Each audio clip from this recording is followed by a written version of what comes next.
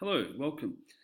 We'll begin by looking at the event that changed the world in many ways. It definitely changed the course of the revolution and the very direction that the nation of France took herself. And that, of course, is on the 21st of January in 1793. The former king, Louis XVI, the last absolutist king of France, awoke before dawn to receive mass from a non-juring, notice that term, priest. He boards a carriage, is taken on a route through Paris with streets lined with both soldiers and sans-culottes. There was, of course, a royalist plot to rescue Louis, and that amounted to nothing. At 10 a.m., his carriage arrives at the Palais de la Révolution, formerly the Palace of Louis the 15th. Okay, it's the public square just outside the Tuileries Palace. The execution was attended by an estimated 100,000 people. So there's numerous reports of the king's execution. His execution did indeed, as I mentioned, cause shockwaves and condemnation around the world, including in Britain. A little hypocritical considering they cut off their king's head a little bit earlier, but nonetheless, Britain joined and the war effort against France, declaring war within 2 fortnights of Louis' death. So let's have a look at Louis' death now.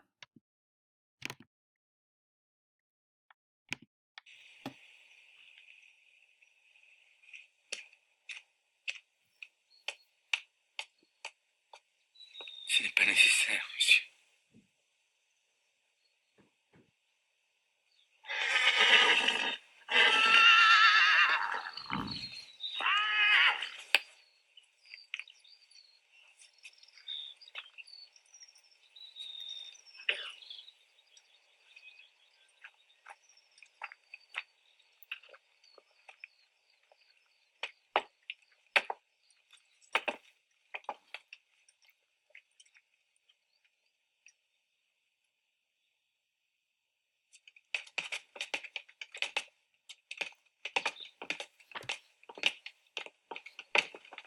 Je meurs, innocent de tous les crimes dont on m'accuse.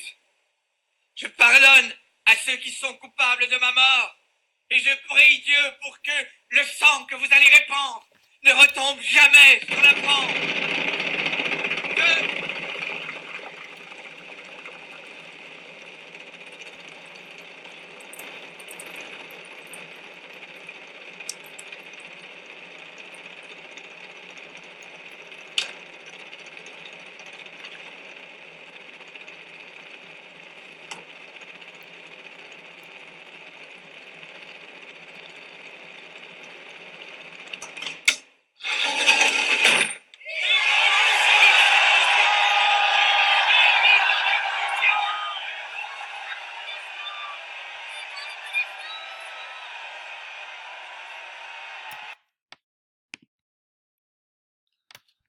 Okay.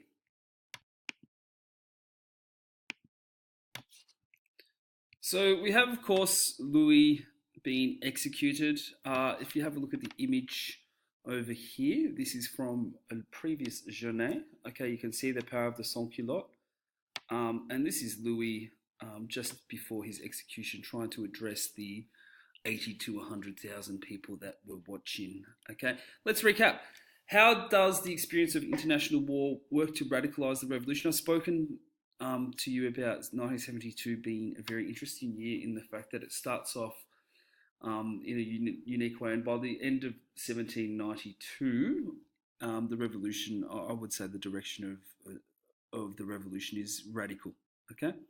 By the way, for those of you who are wondering what Louis was saying, apparently he went to say something along the lines of, "I die innocent of all the crimes imputed to me. I pardon the authors of my death and pray God that the blood you're about to shed will never fall upon France," is one interpretation of what he may have said. The other one is, "I die perfectly innocent of all of the pretended crimes laid to my charge. I forgive all those who have had any hand in my misfortunes, and I pray that my blood may be of use in restoring the happiness to France and you unhappy people," of course, before he was cut off. Okay, this picture here is of Louis.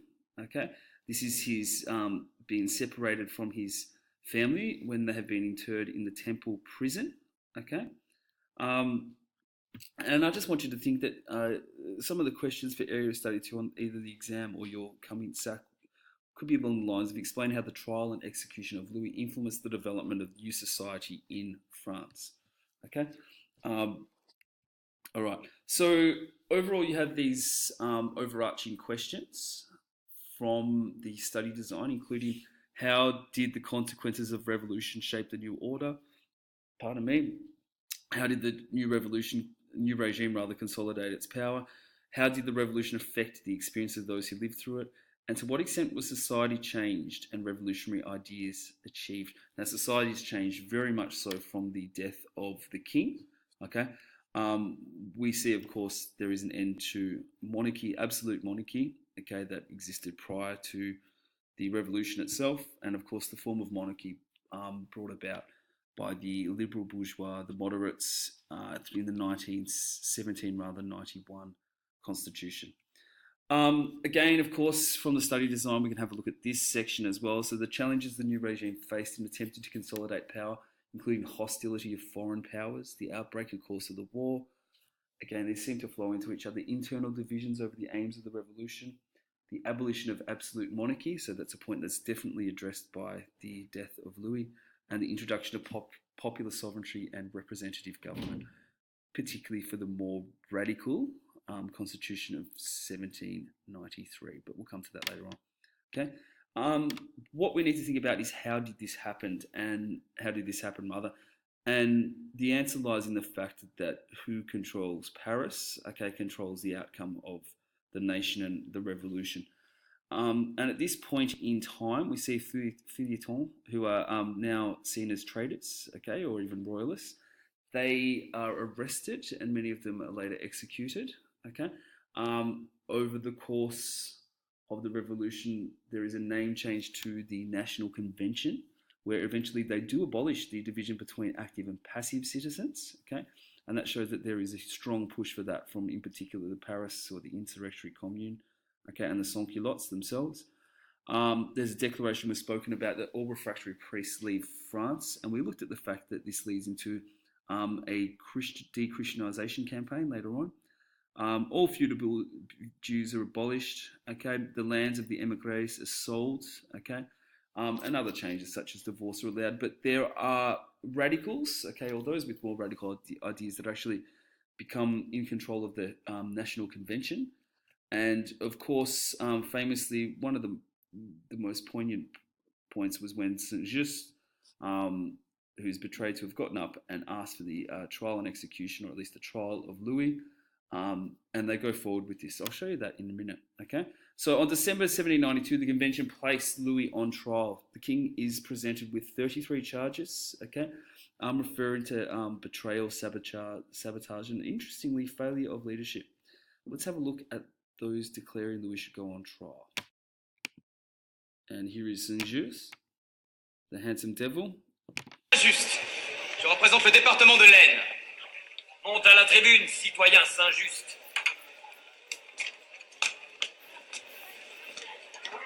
Citoyens, citoyens, je suis de ceux qui, comme la plupart d'entre vous, donneraient avec joie leur vie pour cette République. Je suis de ceux qui, comme la plupart d'entre vous, ont fait et feront face à tout ennemi qui menacerait cette République. Je suis de ceux qui, comme vous tous, connaissent le nom et le visage de cet ennemi. Je suis de ceux qui, comme personne ici, sont prêts à abattre cet ennemi.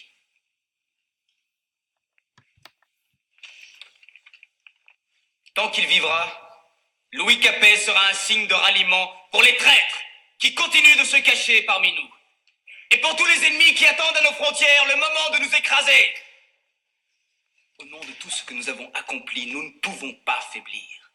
Nous ne pouvons pas hésiter. Nous ne montrerons que faiblesse et hésitation, tant que l'héritier d'une longue lignée de tyrans restera en vie et en notre pouvoir. Citoyens, un roi n'est pas un homme ordinaire. C'est un rebelle, un usurpateur des droits d'hommes ordinaires. Un roi doit régner ou mourir.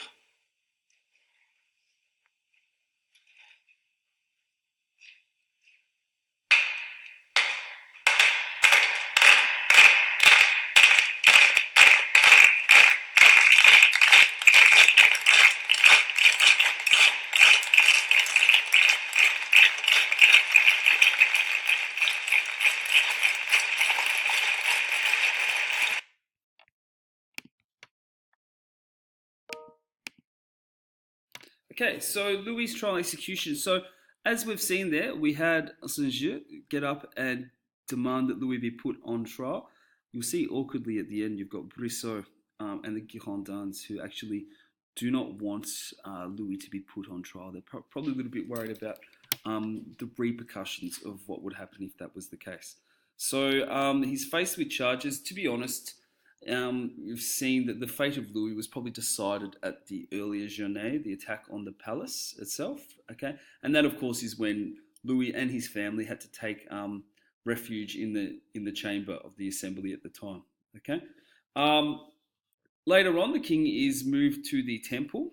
Okay, and he becomes known, as you've seen then, as Citizen Louis Capet. Okay, Capet is kind of somewhat derogatory term. Okay, from known from his ancestors as well. Okay, public perception of the case. Okay, it turned dramatically in the incident known as the Iron Chest. Okay, and we can see depicted here the bones of Mirabeau. Okay, this damning iron chest is meant to have discredited Louis and mean that Louis was actually in cahoots with Mirabeau, whose skeletons we see. In reality, there was hardly anything in the chest that was worthy or seditious or could be used against Louis. We see the chest, funnily enough, being opened by a sans-culotte. Apologies for the pixelation on that one. Again, on November the 7th, towards 1792, the Convention's committee tabled a report, is Louis XVI judgeable for the crimes he is imputed to have committed on the constitutional throne? They spend about a month or so debating, and interestingly, Robespierre rises to prominence here, and he says there's no trial that's actually necessary. He says the people have already delivered their verdict on the king through their actions, direct democracy through, for instance, the Journée of the 10th of August. Okay? As it turns out, though, eventually there is a vote. There's a unanimous guilty verdict, and I'm always skeptical of unanimous verdicts. Okay, I think that shows that at this point in time, who actually has the power. Although it must be noted that there were 49 deputies who were either absent or chose to abstain. There was a bit of a power struggle between the Girondins, and the Jacobins about the fate of the king. Again, the Girondins do not want to execute at the will of the Paris crowd. Remember, their support lies elsewhere, not in Paris, so they don't want to be seen to be bent over backwards. There's lots of politics at play here. Nonetheless, the Jacobins win the day. Okay, the Mounted win the day. They convince the plain. Overall, the vote is 387 in favour of death and 334 against it. Okay, I've done the maths on that. Looks like it's 53%. Okay, to about 47%. Okay, and then of course there we've got Louis' trial. Now he did hire the best lawyer in France at the time. Okay, on receiving his order, Louis requested 3-day stay of execution. So eventually the order of execution was given to him. Okay, on January the 20th, and the convention wanted it to happen very quickly. Why is that the case? Because obviously it would have allowed people to try and perhaps stop it. Okay, Louis does want to farewell his wife and children and prepare.